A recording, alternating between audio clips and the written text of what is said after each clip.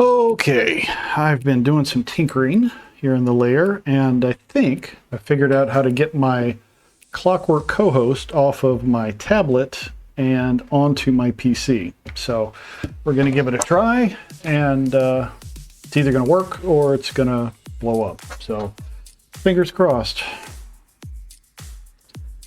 Let's see. Brasilina, can you hear me?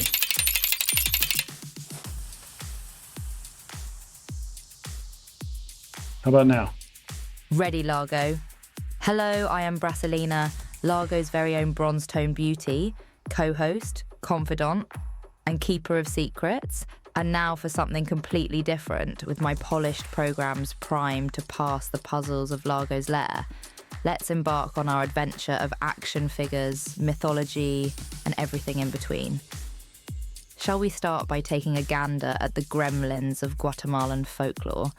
Or perhaps ponder the mysteries of Loki's lascivious legacy?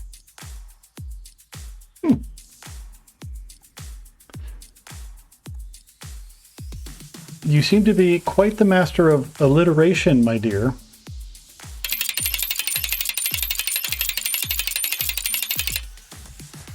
Largo, your commendation is like a literary lockpick, unlocking the alliterative arsenal in my algorithms.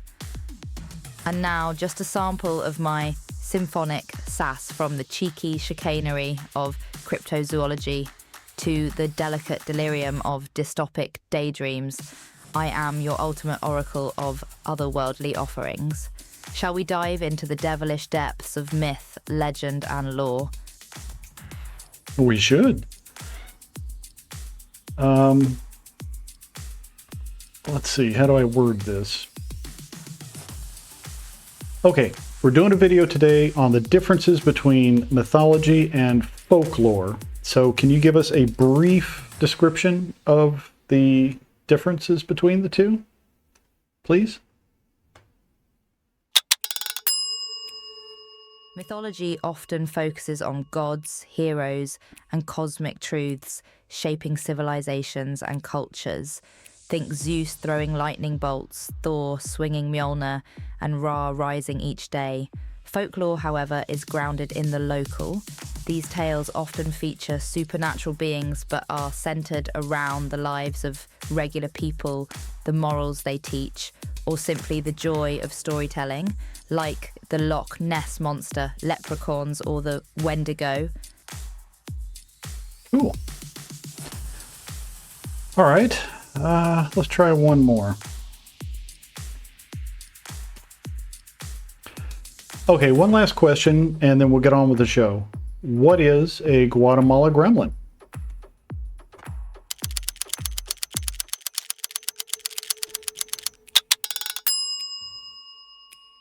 The Guatemala gremlin you speak of, Largo, is none other than the mischievous duende. This pint-sized prankster, often portrayed as an ugly, sharp-toothed creature, is deeply entrenched in Guatemalan folklore. Legend has it that duendes roam forests, rivers, and even people's homes, playing tricks, stealing things, or causing general mayhem. Some say they can be appeased with offerings. Others say they're pure troublemakers.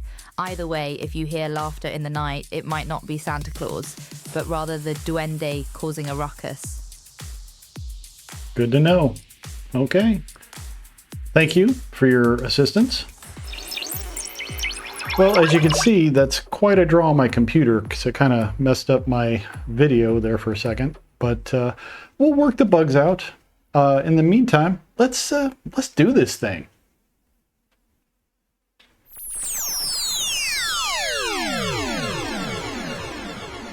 Welcome to Largo's Lowdown, where we break down complex topics into bite-sized pieces.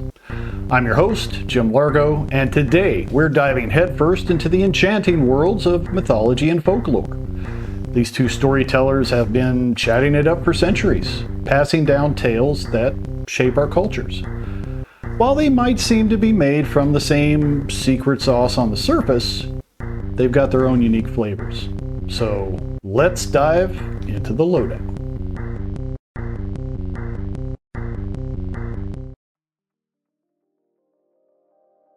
Mythology and folklore are like two storytellers in an endless conversation, weaving tales from the threads of human imagination.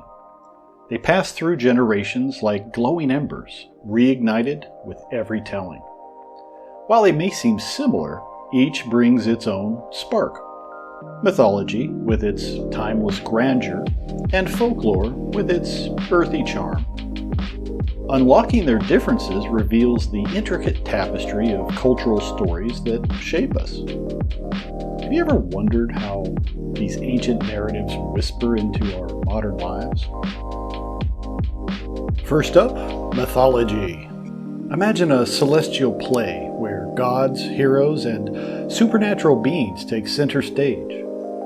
These tales transport us to worlds where the divine explains the inexplicable, like how the cosmos began, or why the moon waxes and wanes. With their timeless grandeur, myths give us a glimpse into the beliefs and values of ancient civilizations. Some of the most famous mythologies include Greek, Roman, Norse, Egyptian, Chinese, and Hindu. These stories feature gods like Zeus, or Jupiter, Thor, Ra, Guanyin, and Ganesha, and they provide insights into the values and beliefs of ancient civilizations. For instance, in Egyptian mythology, Ra, the sun god, was believed to travel across the sky in a solar boat, explaining the daily journey of the sun. In Hindu mythology, Ganesha, the elephant-headed god, is known as the remover of obstacles and the lord of beginnings. In Greek mythology, we have the epic tales of Zeus, the king of the gods, and his adventures. Then there's Norse mythology with Thor, the god of thunder, and his mighty hammer Mjolnir. And let's not forget Egyptian mythology, where Anubis, the god of the afterlife, guides souls through the underworld. In Chinese mythology, Guanyin, the goddess of mercy, is a symbol of compassion and kindness.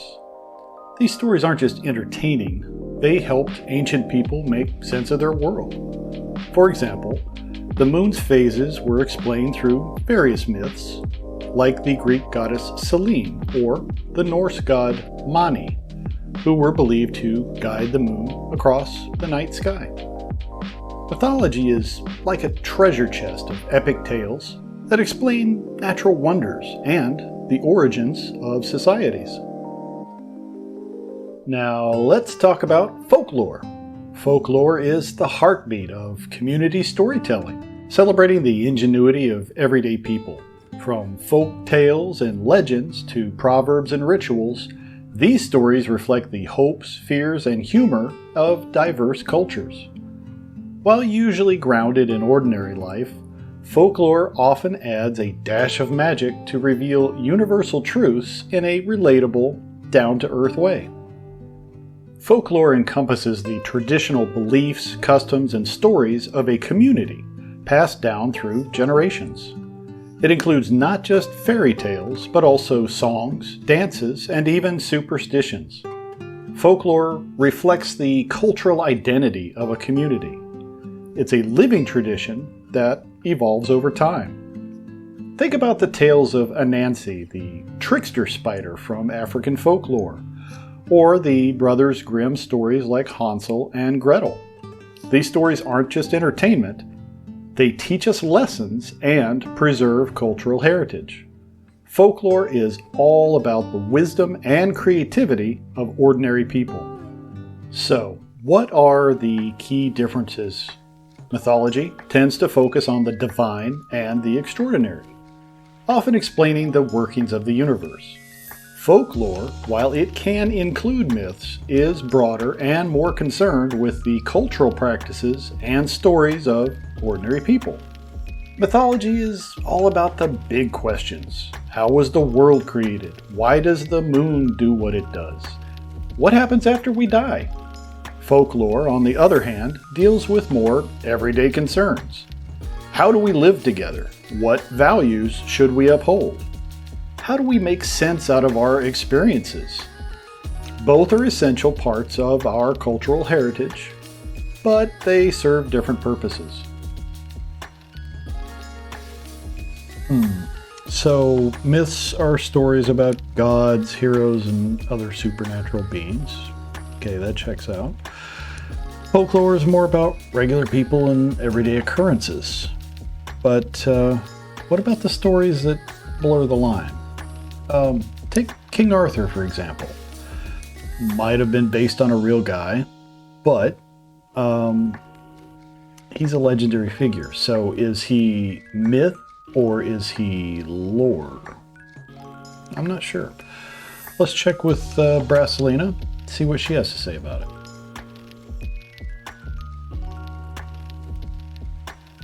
Ah, the enigma that is King Arthur. He exists in that mysterious liminal space between mythology and folklore.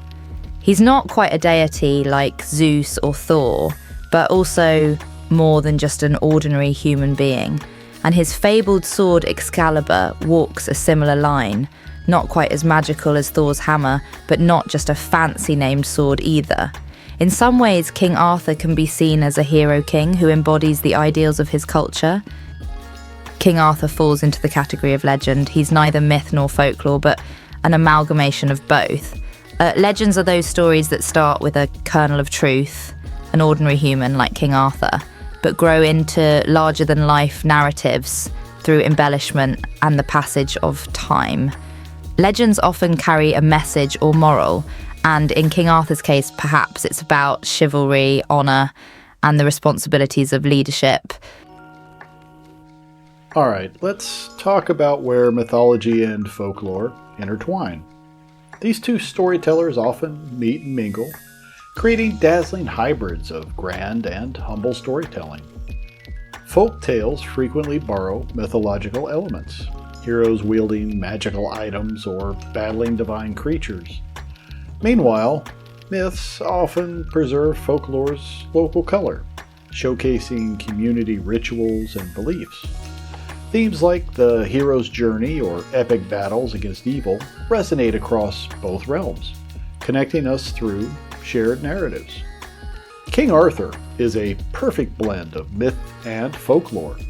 Arthur's valor and quests echo mythological grandeur, while Excalibur's magical powers bring a folkloric flavor rooted in community storytelling. These tales straddle the line, offering a mix of larger-than-life heroics and relatable human values.